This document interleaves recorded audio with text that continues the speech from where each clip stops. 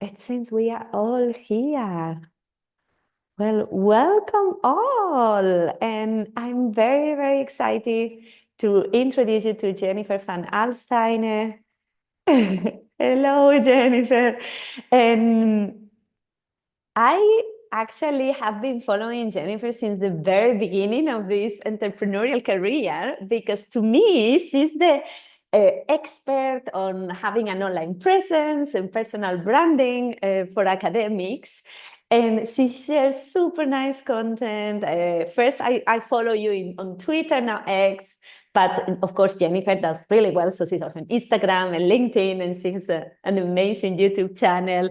So if anyone here doesn't follow her, please do so because you're going to learn a lot from her. But then this is something I always tell you.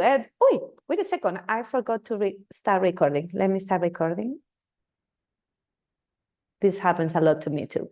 So just quickly for the ones watching the recording, I started recording a bit late, but I was introducing you to Jennifer van Alstyne, and she's the expert on having an online presence, academic, not academic, only academic, but personal branding, especially for academics. Although I think your profile goes even much further, and you all should start following her. And I will send you some links later for her social media, her channels, her website. And I discovered you in the very early of this business, and something that I hope we are going to speak more about it. I was struggling with my online presence as an academic and also as a business. And but I thought, oh, Jennifer, one day she should come and tell us more. And I teach you. This is what something I encourage you all when you want to connect with someone. Send them an email, send them a message in social media, tell them what you would like to maybe have a coffee with them or organize something with them. And this is how Jennifer and I contacted, and now she's here talking with all of you, and I'm super excited. So thank you, Jennifer. Do you want to tell us a bit about you to start? Hi, everyone. I'm so happy to be here and to talk with you all. Let's see. I have been helping professors one-on-one with their online presence since 2018. And it really started off as thinking that I would help with websites specifically. But most of my clients needed help with more than just their website because being online isn't just about having a website. And you can actually be online without a website too. And so really figuring out online presence wasn't a one size fits all solution. Like a website wasn't going to be the answer for everyone, helped me evolve my business over time. Now it's been like what, 6.5 years, and I help people with websites, social media, and bio writing. And really, I'd say our work is about confidence. Our work is about the confidence to be able to show up and to feel like you're worthy enough and that you deserve space online. And so I love getting to help people with that. Oh, so nice. And I love that you link to this, to the aspect of feeling confident, because I was telling to Jennifer, like, I think 90% of my audience, of you here, of our students, suffer severe imposter syndrome, this feeling that we are not good enough. And I see that for me, but also probably for many of you that here, this stops us from showing up online and sharing our words. We always feel, I sent an email today with some of those thoughts. Who am I to say this on LinkedIn? Or am I bragging if I'm sharing this paper that I just got Mm, published? And Sandy's also like, what is this person going to think when sees that I post this, right? Some of my mm, students say, and I think on that teacher I had once, or sometimes it's a supervisor that you had 10 years ago, and sometimes you still have these thoughts of what is this specific person going to think. And this stops us, it truly stops us. So I hope that also for all of you that you live with some ideas of how to stop these imposter thoughts when it comes to your online presence today. Love it. So for today, so it's Jennifer told me, I love interactive sessions, so we yeah. need your help. So please, we need your help for the, of course, I have questions here ready for Jennifer, but we would love to hear your Yeah. questions. Or actually, if I have a yes, question, if that's okay, for everyone who's please. listening. This is one of the questions that I like to ask people when we start working together because it really is different for everyone. No matter where you are on feeling imposter syndrome, no matter where you are in your career, how you feel about your online presence is very internal. It's very, very, very personal. So I'm curious. If 0 is like, I don't have an online presence at all, and 10 is like, I have a great online presence, I'm really confident in it, it's the exact online presence I want, where are you on that range? From like 0 of no online presence at all to 10 amazing online presence, how would you rate yourself?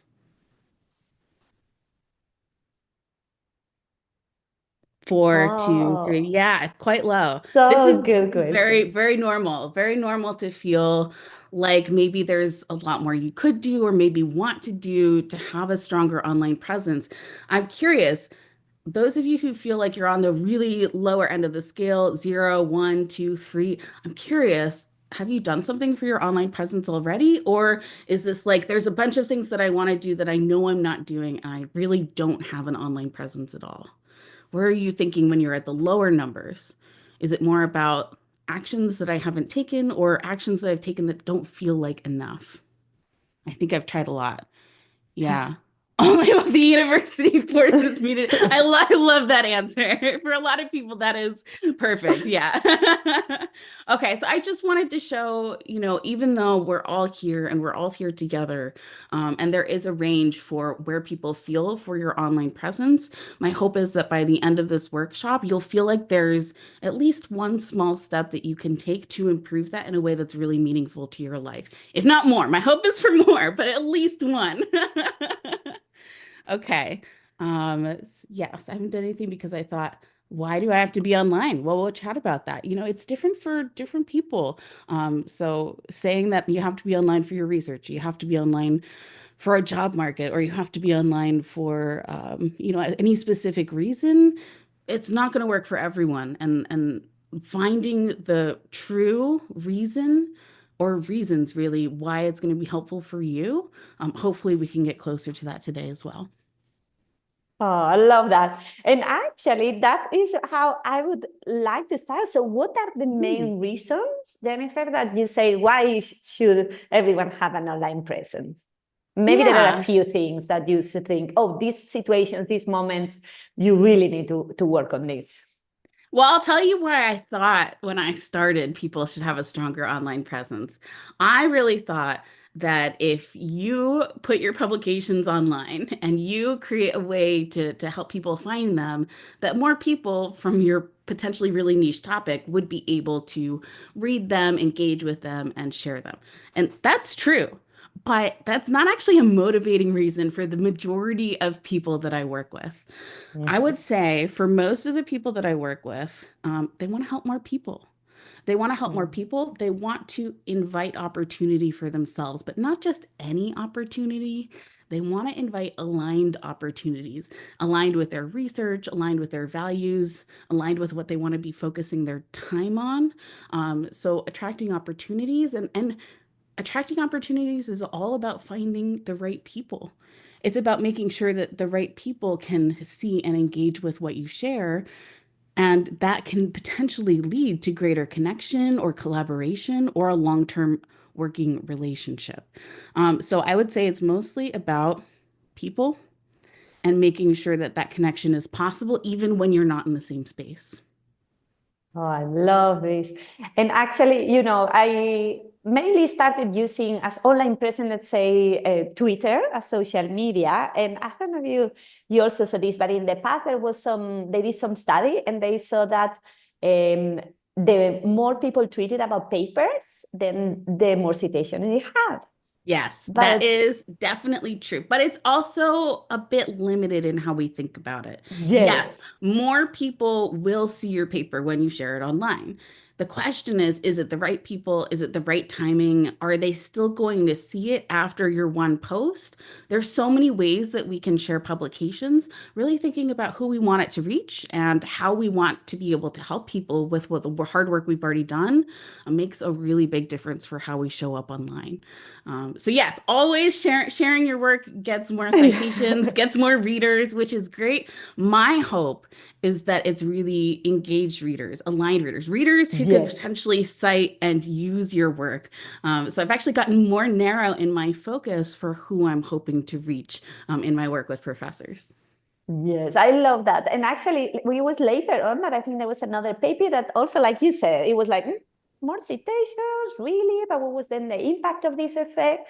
But what they saw is that the big impact in the end, like you said, in people, Mm, in networking, in collaborations, in relationships. And this is really beautiful. Like I see, it's Eleni says here, trying to build a multidisciplinary approach of a problem. Building a yeah. network is the only way. And networks are so important, right? Networks of the right people, like you said. I love that. Yeah, so good. And continuing with the why, Jennifer, I would also like to know why your clients come to you. So do they want a website? Do they want social media? Do they want blogs? What is it? Tell us more, Yeah, please. that's a great question. I would say most people come to me because they want or are thinking about a website. Oftentimes Mhm. it's something that they've wanted for a long time. Maybe they tried to do themselves or did do themselves, but it isn't meeting their needs. And so I would say my most popular service is like a big website plan. We either redesign or create a website that really meets their long-term needs. And that takes in-depth interviews. I mean, we spent about 5 hours talking before I even start planning the website. And that's because for a lot of people, what their needs are so nuanced. And we really get to understand what's going to be exciting for them, what's going to be engaging for the people that they hope their research or their teaching research reaches. And then some people also have different areas of their life that they want to be able to share on their website. So a lot of people also come to me because they want to bring together multiple identities into one personal academic website, or occasionally a website that works for both your personal website and your lab website. And so I think that the website that's right for you doesn't necessarily look like the website that was right for someone else. And that's Mhm. why professors like to work with me because we find that together and they feel like they don't have to do it alone. And if they don't want to, like they don't have to touch the website themselves, they can just have it done for them. So especially the people a bit later in their career, like to be a little bit hands off. People who are early career researchers, we get more involved and do more things together. So yeah, it's really fun. We customize it to what best meets the professor's need. Yes, I love that also that you said it, that every need will be different, right? And I think that's the problem with university websites, that they are very standard first, and you don't have much there to say. So actually, if you have any questions about websites right now, please share it in the chat. So maybe we can go Yeah. through them. Holly has posted a question, Jennifer. Maybe you Yeah. can read it. What are the main differences between a professional website versus an academic website? I'd say there's not really one. I mean, it's just the label that we've called the website that is meant to represent you. So if you as a person feel like your professional identity is different from your academic identity, which is true for many people, sometimes those people actually prefer two websites, or they prefer to focus their website on just their professional identity versus their academic identity. And when I say that, it's more about the audience that you hope comes to the website. So if you're hoping to mostly focus on other academics and researchers, you might have academic content there, even if you have a separate professional life. And maybe you're picking and choosing what goes on there. But overall, like they could be the exact same website. You could have the same label for it. It's more how you think about your own identity, if that makes sense. And just jumping into to that, for example, I find something really useful of websites that you can attract like stakeholders, right? Like people more Mm. like maybe policymakers or your Oh, yeah. companies who might be interested in applying what you are working on, or the press, right? More for science communication. So do you then recommend to have like one single website, but maybe with different sections or tabs? How do you recommend people to deal with that? So I always recommend one website when possible. The websites I recommend separating out, or if you have a research lab where you're going to be highlighting your team, oftentimes professional slash academic website, the personal website version of that, it makes better sense when it's separate. That's not to say that a research lab website can't support a personal identity. It's just that the website that you may want to build out for yourself may be as extensive as the research lab website, but highlighting different things. So I often recommend separate personal website and research lab website. In terms of Mm. consulting or like a professional identity that is separate from an academic one, I often don't recommend dividing it.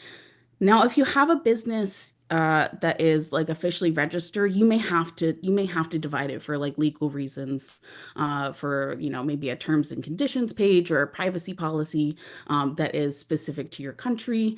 But for most people, I would say that that website works. You can have two in one. Adding a consulting page, adding a services page to your academic website can really enhance how people who are at NGOs, at corporations, at other universities, at federal and foundation funders, all sorts of people, like publishers, all sorts of people that are outside of academia or outside of your institution will be able to better understand you and your services and your consulting, how you approach those things from the academic pages on your website as well. I don't typically recommend splitting your identities when possible. It's also easier to manage the websites. So it Yeah. less work overall. Yeah. Yeah, that's great. And actually, I was wondering, do you have any win story of people after making their websites for us? We love those. That's a really good question. So I'll be really honest and say that I'm bad at keeping up with professors that I've worked with after the fact. But when I have, I get really delightful stories. So one of them, this is just like 2 or 3 weeks after we'd launched his website, and we were adding something in, and so we were meeting again live, and he told me this funny story that he was just at a conference in his field, and this was someone who was on sabbatical this year, so he wasn't engaging as much with the research community. He was working for the federal government at the time for the year. And so he hadn't been super engaged in the research community. So when he was at this conference, and someone came up to him, they recognized him, they saw it, like they'd seen his photo. They said, "I've explored your whole website. I learned all about you. I would like to offer you a job." Now, my client was not job searching. He was very happy in his position. He had his next few years very planned out. But just the fact that someone knew so much about him, about the things that he cared about, and brought this actually quite aligned conversation into an actual meeting space in person so soon after the website was launched was really shocking. Also, a PhD student whose dissertation was requested as like a national publication, like they wanted them to do a write-up for a national publication just a week after launch. That's another example of opportunities that can just come essentially as soon as you have a stronger online presence. But those are really kind of short-term things. And the long-term things that I care more Yeah. about are really about how you feel about sharing what you do. Most of the professors that come to me, no matter where they are in their career, I wouldn't say it's necessarily imposter syndrome, but there is a feeling that people might not care. Like you can know that your research is really good. You can know that you're respected. You can know that you have people who care about you and still feel like there's not someone who will care when you celebrate something that might feel small in comparison to other things, or might feel big, but almost too overwhelming to share. And so, what I like about working with professors is that by the end of our work together, there is this transformation of I deserve to have this space. Like I deserve to take up this space. And when I take up this space, it helps more people. It helps more of the people that I'm already trying to reach with my research. It helps more people and more students that I'm teaching find, maybe the network or connection that they're hoping to. Like there are ways to help far more people than just yourself with your website or with your online presence. Yes, this is so nice. Connecting how you can help with help others is a big thing. And you just pointed also to the students, said that also many of my colleagues also, especially those that have websites, they are also very popular with students who want to do their master thesis with Yeah. them. And that's really nice, right? That you are also showcasing your work and students can find their passions thanks to that too. Eh? Love it. Oh, Yeah, there are some questions. before we Yes. jump into questions, I just wanted to say that I've had clients who are very research focused with their website, and I've had clients who are very teaching focused with their website. And you can be both, but some people who are more teaching focused in life sometimes feel like they don't deserve that same space online. But teaching Mm. resources are so valuable for students, Mhm. for other faculty, for other graduate students or PhD students who might be starting to teach in your field.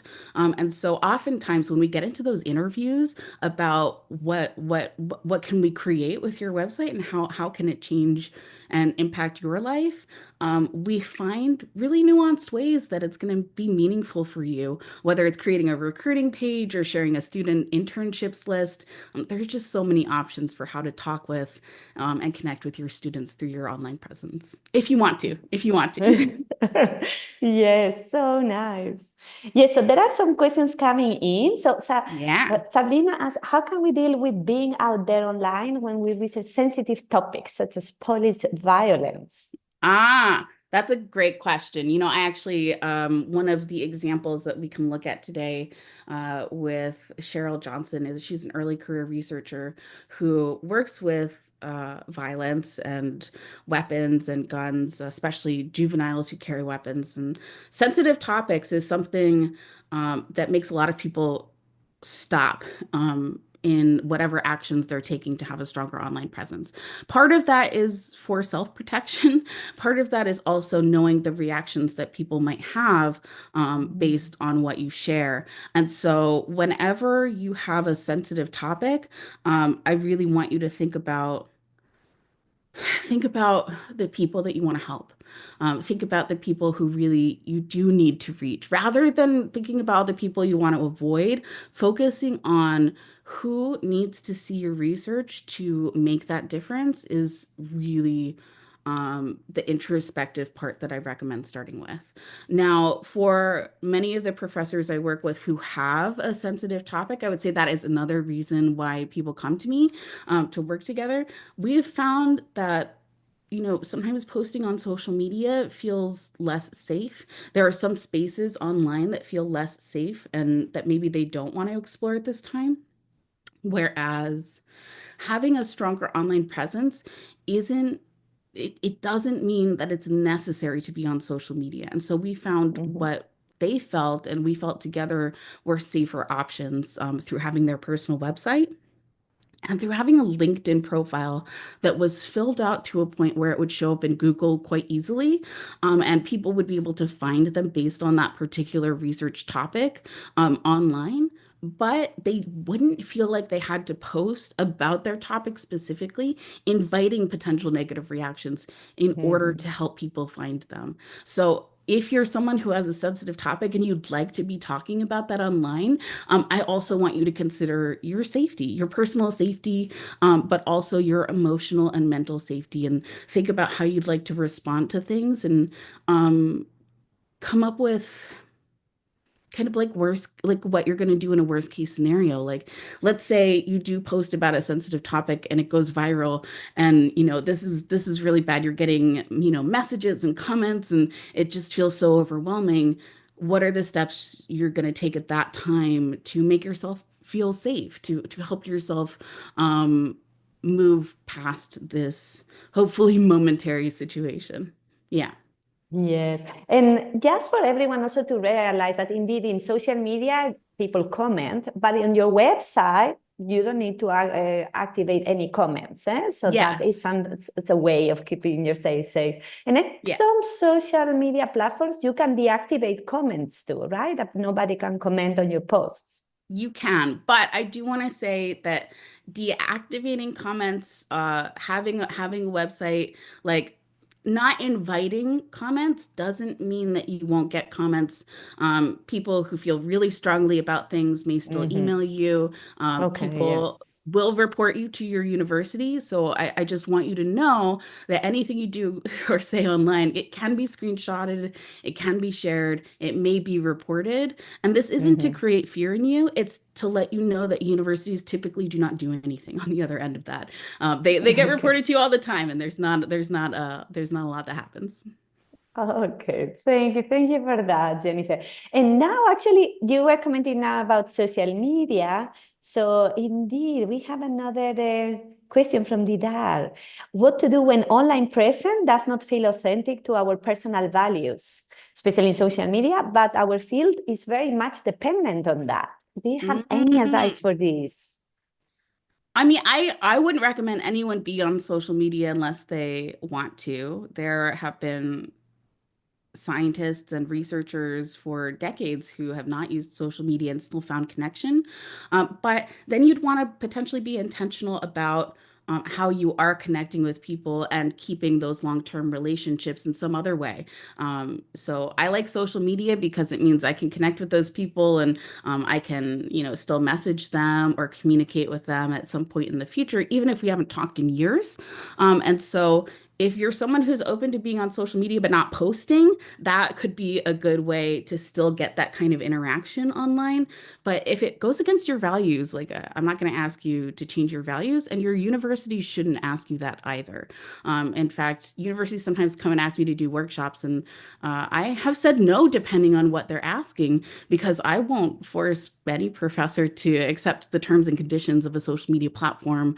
There are some things that they just don't agree with. So I'm also not going to force any professor to have a website if they don't want one. So I really think that it is a personal choice, and there are other ways to create connection, lasting networking in your field beyond social media, even if that's the norm in your field.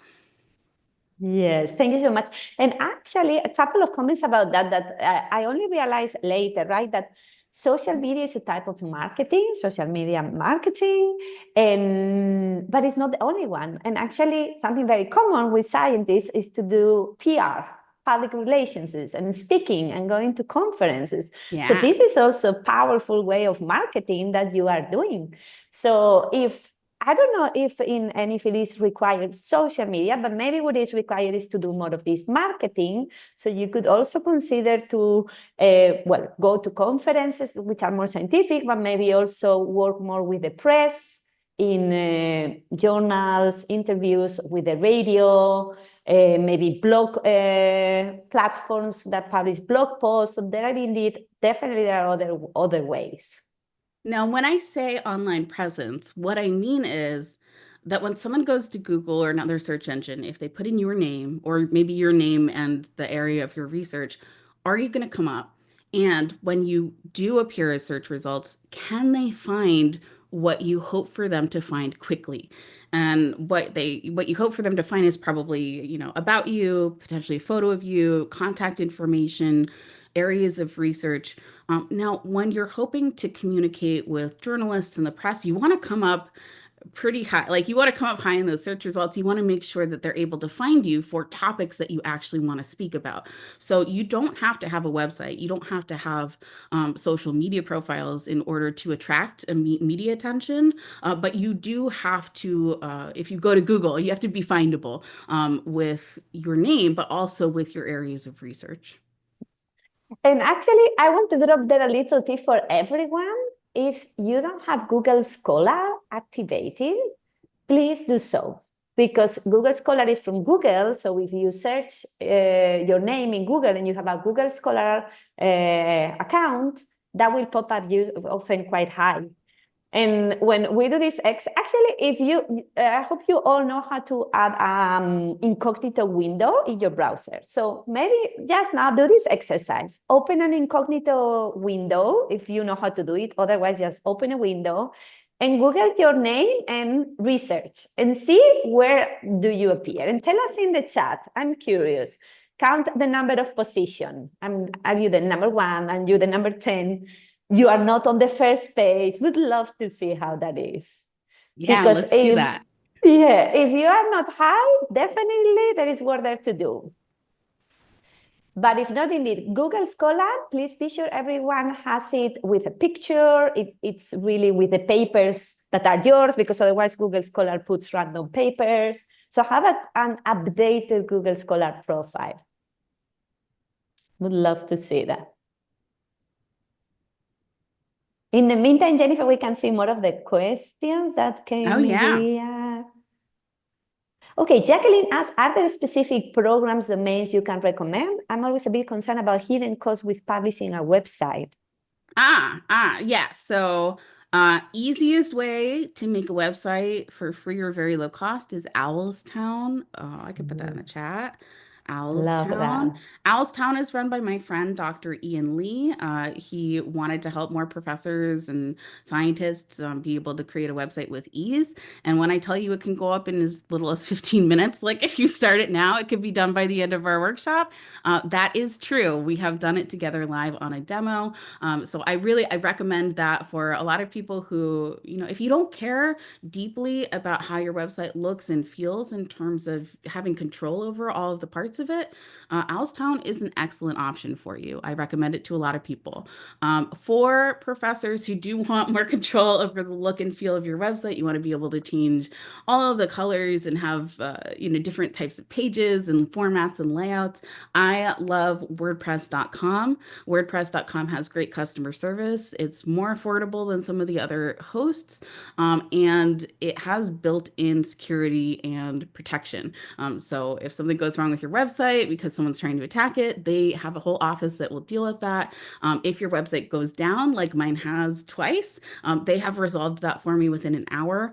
I really like WordPress.com. So that's what I set up most of my clients on.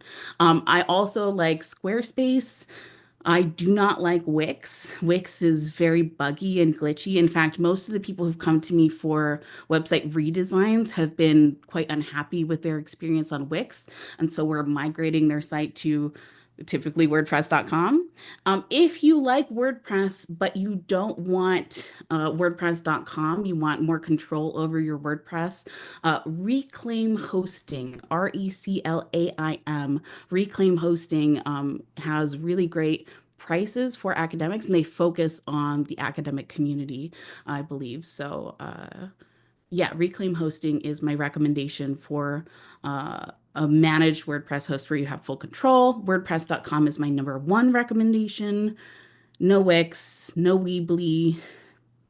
Does that answer your questions? Oh, Google Sites. I should mention that because my friend Brittany Trin, who does websites for scientists, she likes Google Sites for people who are just starting out. But if you like that personalization, yeah, WordPress.com or Squarespace is probably going to be a better fit. For people who are trying to decide between WordPress.com and Squarespace, because they're both very trusted, highly recommended companies, Squarespace is a little bit more sleek, but its features are a little bit more geared towards e-commerce and selling products. So in the future, you'll see that some of the changes are more geared towards that. Whereas WordPress has been a blogging platform for so long that it's never going to lose all of those capabilities, and it's going to continue to improve them. So I like WordPress if you ever plan to have a blog, podcast, or YouTube channel in the future, because it'll give you more kind of like back-end options for the structure of your website that helps Google better understand it. So if you think, I don't want a blog now, but I want one in like 6 years, start your website on a WordPress site. I just want to add something really funny. I have your worst recommendation, that is Wix. Sorry. Sorry. But If you if have a I Wix website and you like it, please keep it. Don't worry.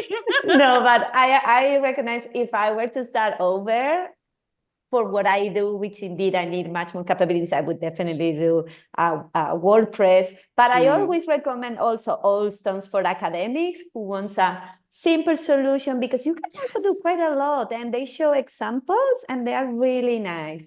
Actually, Yeah. I Maria But Jose here just did hers and really enjoyed the process. Yeah, I see it was very fast and making it was amazing. So this also is great. Just sort of nice. funny.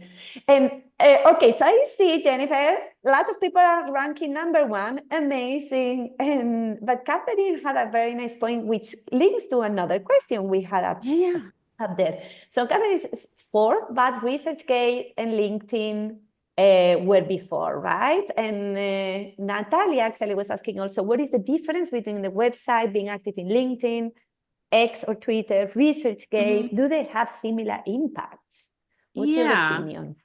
I think that's a great question. So academic social media platforms are mostly for academics. And by that, I mean that if you're hoping to reach people in policy, if you're hoping to reach practitioners, if you're hoping to reach maybe researchers outside of the academy, if you're hoping to reach nonprofits, NGOs, or foundation or fellowship funding, all of these people like may not have access to or may not regularly use those academic social media platforms. And that's one of the reasons why having Google Scholar set up, making sure that when you Google yourself, people can find you is really beneficial because there's so many people beyond the researchers who like to read peer-reviewed research who would benefit from finding and connecting with you and who you would benefit from finding and connecting with as well.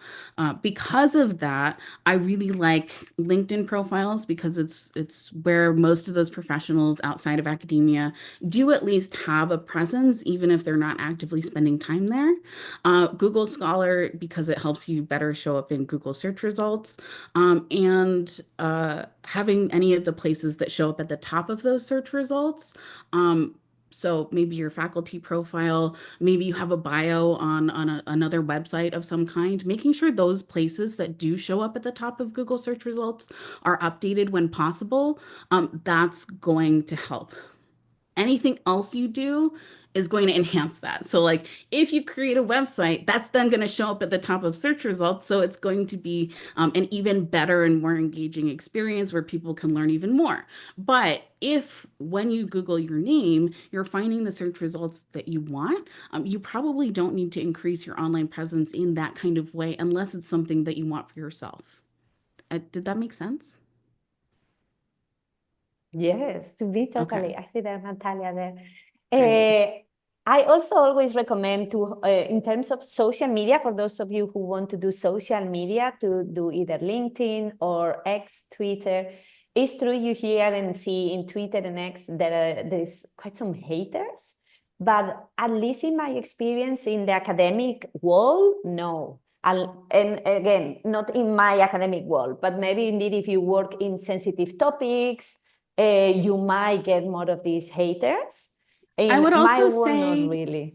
I would Yes. also say if you are a minority, if you're a person of color, again, yeah, sensitive topics.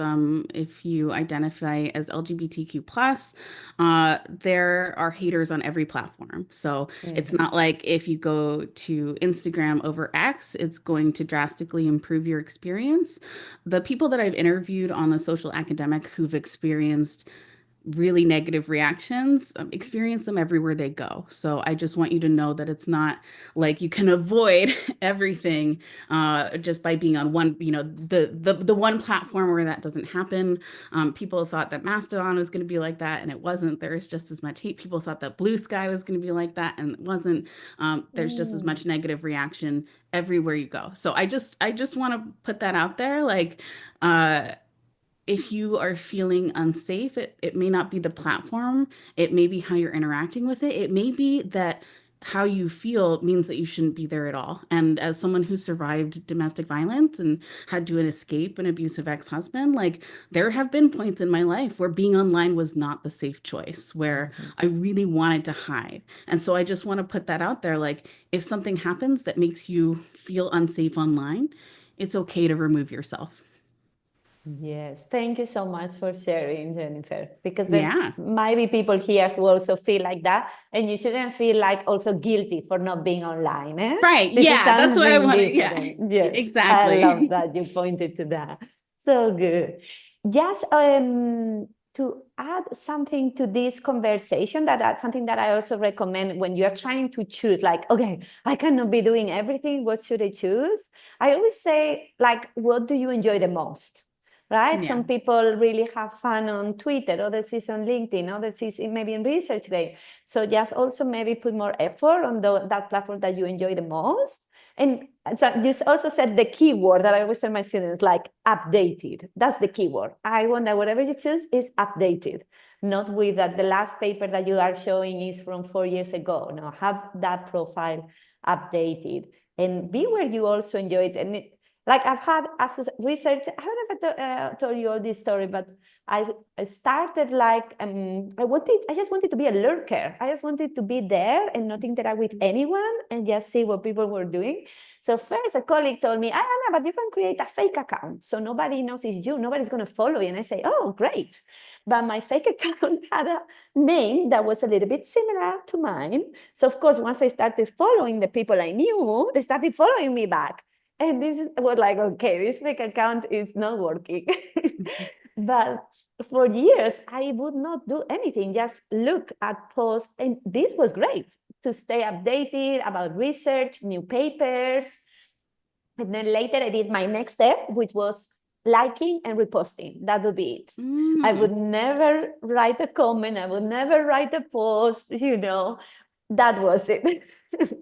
And then I said, then came the next level, which would be commenting to things of my friends, right? Like celebrating with them. They got a new job, or they got this grant, or this paper, and that would be it. So there are also all these levels that, for me at least, each level was more and more challenging. So you also gotta decide what is your level that you feel comfortable with. Yeah, I've actually had professors come to me because, maybe they were on Twitter and they're like, I don't want to be on Twitter anymore. Or like, I don't like Elon or something like that. And they're like, I want to learn Instagram. So then we talk about Instagram. We talk about, what that might look like. And there's so many features on Instagram. You don't have how you use Instagram is going to be the same way someone else uses Instagram. But when we talk about it, like they're like, oh, I don't like that. Like I don't like images, or I don't want to do video. And realizing that actually they like writing text. They like thinking about things in text, like thinking about what you like, thinking about what you don't like, thinking about what you want to try or what you don't want to explore. Do that before you start a platform, or do it as you're starting a platform. Don't feel like once you create your account, you're going to have that forever. You can delete anything that you're feeling like isn't really a good fit. Yeah, so good. And actually, people also were asking, like, also alternatives, for example, to X or Twitter. Well, I think we covered this. Probably LinkedIn is a good idea in that case. And Sabrina also have a very nice question. So, hey, my university has a website where I can set up a profile, yet I'm hesitant to set up a profile because I don't have any publications yet. Any Ah. advice? Yeah, so I would say if your university lets you set up a profile, you should, even if you don't have any publications. Having one or two sentences in that area that just says what your research is focused on, and who you're hoping to connect with about that research is going to be just as effective as listing publications. I have seen thousands of faculty profiles, and a huge portion of those, wherever they are in their academic career, don't have publications. Oftentimes, that's because the person who is, the profile is about, like, hasn't updated it or hasn't provided information, or the process to update it or provide information just doesn't exist or isn't being managed in a way that can actually facilitate updates happening on the website. And so I just want to say, like, if you feel like the publications are what's been holding you back, you don't have to wait because there's so many faculty profiles out there that don't have any publications on them. So I really encourage you to do make that profile. Whereas if your university offers you a website space, I would actually recommend not using it and making an external website yourself. So profiles definitely have on your faculty on your university website. Websites, I don't recommend quite as much. And we could talk about that if you want. But yeah, generally WordPress.com, Squarespace is a better option, or Alstown, better option for you. Yes, I love that. And I also always recommend that too, because yeah, at the end of the day, you might leave that university, right? And I see your website like your home. And Yeah, but also your university may just decide to stop hosting websites, which I've seen happen at like mm, 6 universities before. So your mm, website could just be gone next week and you'll get an email that's like, oh, we're discontinuing the service and it disappears. So I don't want that to happen to you. And that's why I'm saying it more so than the potential of you moving universities. Sometimes if you move universities, you can actually keep that website space. I've seen that from people too. So it's not like if you have a space already that like you should delete it. I'm just saying if you're starting a website project, I would recommend it being on WordPress.com or Squarespace or somewhere outside of your university server when possible. yes, lovely. And we have here a question also from Eleni.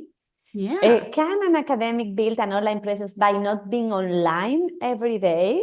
And this, I love this because we can also connect with the how. What would you recommend? And I guess this means more for social media, because of course, once you have the website, there it is. So what would you say Yeah. about being online in social media? That's a good question. So actually, I have a question for you. When you say you don't want to be online, does that mean you don't want to post on social media, or does that mean you don't want to check social media at all for an extended period of time? Both answers are totally fine. I'm just curious how using it less looks like for you. If you don't mind answering in the channel, I would love that. Maybe Eleni can answer that. Yeah, or unmute yourself Yeah, if you prefer. I'm sorry, I muted myself. I meant that I don't want to post every day. I don't want to spend Yeah, so much of time there. And that totally makes I think sense. that the algorithm forgets you. Ah, the algorithm. So a lot of people feel like the algorithm forgets you, but the people that you've connected with do not. And so when you think about who you're connecting with, it's actually more important than you posting because when people decide to connect with you, it means that they're choosing to potentially see your post in the future. Now, with Twitter, it makes it really feel like the algorithm is kind of like working against you because you only get that kind of 10-minute window to reach potential people. Maybe they have you in the For You section, so you show up towards the top. But Twitter is the one platform that sometimes feels like you might be more beholden to that. I would just say post the same thing twice and call it a day. But other platforms like LinkedIn, if you post once, that post could continue to show up for people for not days, but weeks and months.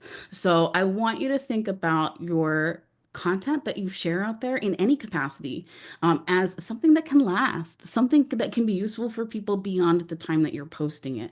And because of that, you do not need to post every day. Not only do you not need to post every day, you don't need to post every week. In fact, for most of the professors that I work with, I recommend if you can consider, you don't have to commit to it, but like if you can consider sharing one post per month, that can really impact your online presence. Like just one post per month. So people know like when they visit your profile, you're still somewhat active. That makes a really big difference. So yeah, you don't have to post every day. Definitely don't have to post every week. And if you want to take extended months off from social media, but you have that stronger online presence when people Google you, you could do that. You could delete all your social media if people are finding you in those Google search results with ease, and they're finding what you want them to see. So yeah, if you don't want to be on social media at all, or you just want to lurk, that's an option too. I just want you to have that other side of being findable for the things that you'd like people to find you for, that also be something that supports you. Yes, thank you. Okay, we are gonna then start moving into the section of the how. I think we indeed covered the why, the where. Would you give us, Jennifer, some ideas of posts that people can access easily? Like, oh yeah, I could post about this or about this other topic. Ah, Kind of content pillars content pillars. or I type mean, of posts that they there's could work for them. there's so many things that you can post about. It really depends on what your personal needs are. So like, I mean, if you have a new publication, there's a ton of posts that we like you want to do. We could talk about that for a sec. Please, So yes. yeah, so let's say you have a new thing. It doesn't need to be a publication. Like, let's say a new publication, an upcoming conference talk, an event that you're attending. There's a thing that you can share. That is something that can and probably should be shared more than once. So the Yes, first love easiest that. content pillar is sharing things multiple times. Let's say you have a publication. One way to start sharing it is actually before you have the publication. I really recommend talking about research in advance. I'm not saying to give away like all of the secrets that you feel like are really new research on Twitter, but what I am saying is sharing that you're working on something in a particular topic is a great way to clue people in that there may be something to engage with or read in the future. And honestly, depending on where you're at, if you're in like the data collection stage, it might help shape and inform your research. So talking about publications even before their publications is great. When you submit a publication is probably the most popular time for people to celebrate you. When your publication is accepted is the second most popular time for people to celebrate you. People are actually more excited by the process of publication than they are from the publication itself. And that's not that your publication isn't important, it's that what people care about when they connect with you is you. And the publication itself is just the outcome of what you personally have done. I'm not trying to downplay your publication at all. It's amazing. And there's a ton of ways to share it once it's out in the world. But I just wanted to encourage you to consider sharing it early. And those kinds of mindsets about sharing things early is true for events, conferences, things that you care about. If you're on a committee, if you're on any kind of service type thing that you're doing that is important to you, share it while it's in process, share it while it's happening because people love that behind the scenes stuff. They love hearing a little bit more about what you're doing. If that feels uncomfortable for you and you're someone who wants to wait until your publication is out, that's absolutely fine. We want to share the things that people really need to know. So that's what is the publication about? Where can I find more information about it? Who should read this? Should I share it with any particular type of people?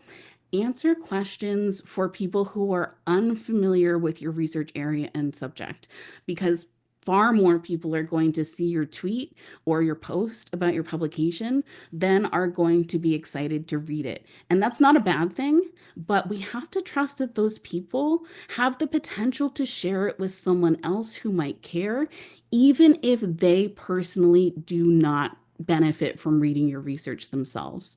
And I think that that's something the scientists and professors that I've worked with have struggled with. There is even a feeling that, like, if I share this with my friends and family members, like, they won't care. Or like, I celebrate this with my husband, but like my friends, on Facebook, no one's going to care about this. And that's actually an assumption that I think a lot of people have.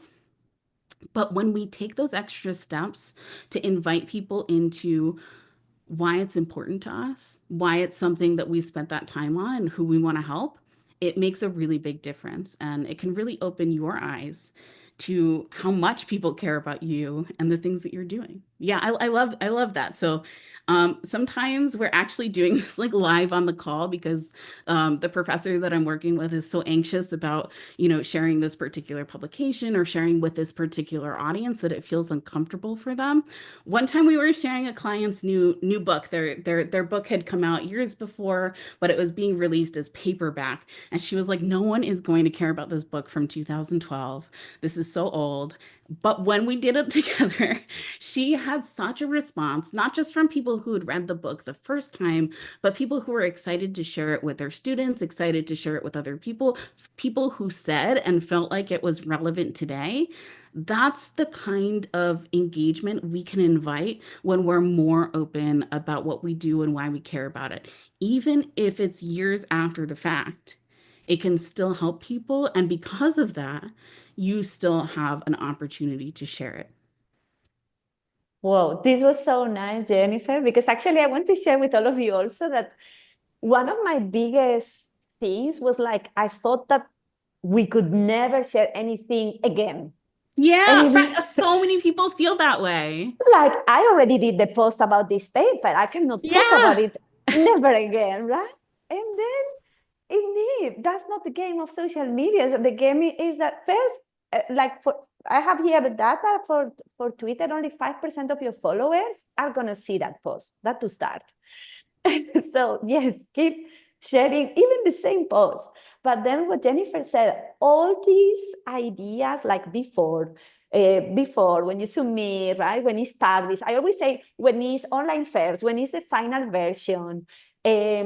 So out of one paper, you can write 10 different posts Oh, at about least. Not least, saying right? you have to. You don't have, if you just like the one post, that's fine. Try to include your why, like why this is important to me, why I want to I help love that. people. But if you're open to posting more, I want you to know that there are many natural ways to do that. In fact, one of the exercises that I've done with professors is we take a larger piece of content, maybe it's their article or a book, or like a talk, something that is quite long, and figuring out all the ways we can take this one long piece and break it into different social media posts. And before we do that, before we do this, like share, like lots of sharing things, that's like a lot of time, right? We really think about who we want to help with that. So for instance, if your scientific paper is aimed at helping other researchers in a particular field, maybe all of your focus is reaching those researchers at different times of day so that someone who's over in Europe and someone who's in Australia and someone who's in South America can see it, has the possibility to see it. So just posting that same tweet 3 times at different times of day might make it easier for a variety of people globally to be able to see it. Now, thinking about the who and how we want to help them is what motivates us to then do the work of sharing it. And if you don't have a good answer to that who and how it's going to help them or me, it's probably not going to be worth the time. And that's okay. It's okay when things aren't worth the time because that's helping us better focus on other things. It's helping us better prioritize. So before you start writing things just to write them, think about, who you want to talk with and how you want to help them, because that's going to help you feel like it's a good use of your time. Yes, that's so good. And then still something that helped me was this batching. So although indeed it might take time, but for me it was also that moment of saying, okay, now the paper is coming out. Let me write 4 or 5 posts, thinking, with different purposes and scheduling. And then you have posts for a couple of months. You don't need to worry about that anymore. And the same, and I love also the perspective again that Jennifer is giving us about the people. Talking with some of our students, they were telling me, I hate to talk about my own research, but they were saying, okay, what about celebrating the people in your team? And then their face was like, yeah, that's fun. So they were very excited to, yes, make posts then about their students, either defending, like presenting in a conference or a paper of their student or whatever the student did. And that motivated them to do this type of posts. So that's also something that if some of you struggle to talk about your own work, you could start getting this practice, talking about your students in your team, your favorite colleagues, why not, and other people that is not you. And linking about that, there's a very nice question from Sabrina. So what about sharing about challenges? I do like those posts that are very real and natural, but I'd be hesitant myself to share those, like perfectionist kicking in. Right now, I guess. Sorry, I didn't see that one. Can you repeat that? Yes. What about sharing about challenges, like personal challenges that we go through? Oh, Personal challenges really engage people. It really can actually shift someone else's mindset or perspective and help them with what they're going through too. So I love when people are open about posting their struggles or a problem that they're having. It's great if you invite your network to get involved with that. If you find that you want support from people beyond your institution or your colleagues, you can ask social media for support. There's also ways to ask for support anonymously, depending on what your situation is. There may be another account that can post it for you. So yeah, I love that there are ways to be more open about your struggles. You know, I did an interview on The Social Academic on my podcast with Dr. Monica Cox, where she talked about her workplace struggles on social media and how actually posting things helped protect her in legal things against the university when there was a harassment case. And it actually made a big difference that she had posted these things and shared them in something that was admissible in court. So I don't think that that is, you know, a likelihood for everyone, but I do want people to know that posting about your struggles for whatever reason may be beneficial for you, but it also may be beneficial for other people. Yes, thanks for sharing. And here, of course, it depends the style, your style, what you want to share, what you don't want to share. Sometimes you might feel also more comfortable to share that struggle once you have overcome. Sometimes we say we don't speak from the That's wound true. anymore. So that's something that maybe some of you feel better. Or I love personally, this is part also of storytelling, right? The problem and seeing you overcoming this problem. For example, when we are talking about publications, if you tell us also something that was hard for that paper, right? Because we have this bias image of paper finish, everything successful, while there is behind all those struggles that we all go through. So if you share something about that, that's also a great way of connecting. We are coming to the end. So I just wanted to show quickly. So Jennifer, I know Yeah. you love examples, and I wanted to show you also some examples of the websites that Jennifer has done. And let Oh me yeah. I mean, see. maybe you can drop them in the chat for people Yes, in case let's do people have to that hop too. off. That's a very good idea. Let me. Yeah, I pulled examples from two early career researchers. You're going to see three websites. One is a personal website, one is a research lab website for the same person, and then another one is a personal website. So I hope that you find them helpful, inspirational, and you get some ideas from them. You do not need to work with me to have your own website. You can definitely make it yourself. And if not, you can hire support locally. You know, you don't have to work with me. So there's many ways to create your website, and I would love if you shared it with me if you have one or if you're thinking about creating one when it's live. Please email me. I always get excited when people have created websites. Oh, this is so nice, Jennifer. Thanks for sharing. Let me drop them then here. And as I have a look, I had a look at them indeed. And we have at least one example of something that can be sensitive topic. So you can have a look there also for inspiration. Yeah, So there in may it, be both sensitive topics, to be honest, because one is sexual health, including transgendered people, and the other one is juvenile weapons and gun violence. okay, so So actually they're the yeah. two you mentioned. This is Mhm. amazing.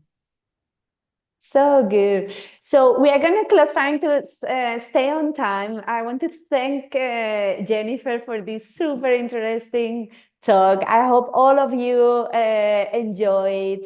And if you have questions, send them over to me, to Jennifer, also on social media. You can please all Oh follow yeah. her, Let's get in interact with touch. her.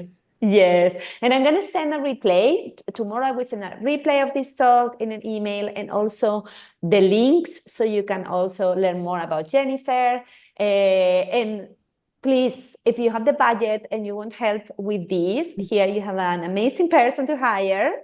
Because it's something important and something that more and more we are giving more attention of, also ways of, there is so much time and effort and energy going into your research. And I always say, Yeah. having this online presence is, yes, it takes work, but it can boost that many times. And the hard work that you have done is a pity when we just give all that power to the journals to let know about your papers, right? That's it.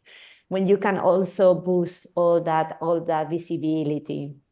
Oh, I also Yeah. just wanted to mention for people who are still here, whether you work with me or not, like you don't have to always pay for this out of pocket. Universities are becoming more and more open to the idea of funding this kind of professional development for PhD students, postdoctoral researchers, professors, other people who work at universities. So I want you to know that there are options that you can explore on campus or through your funders who may be able to support your work on your website or social media. Yes, totally. And linking to that, I also work with a lot of people who are writing grant proposals. And this is also where we especially speak about the importance of having a personal website. Sometimes these people, they don't have yet a website, but through that process, they use part of that money to build that website and boost that online presence. Because when you want, especially when you want to go to big funding and big funding calls, having a website, it can be quite helpful. Yeah, funders love when you have an online presence because it means you're more likely to share the research that you're doing, that they're funding, and helping the people that that research ultimately supports. So they are very excited if you have a stronger online presence, whether it's your LinkedIn or your website. They're really happy. So yeah. Yes, so totally a moment for you also to work on this. Thank you so much, Jennifer. And thank you to all of you here, also those who stayed till the end. And so nice to meet you all. Oh, so good. Stay in touch and see you all very soon. Bye-bye. Bye. Stopping the recording. Oh, Jennifer, thank you so much. Yeah.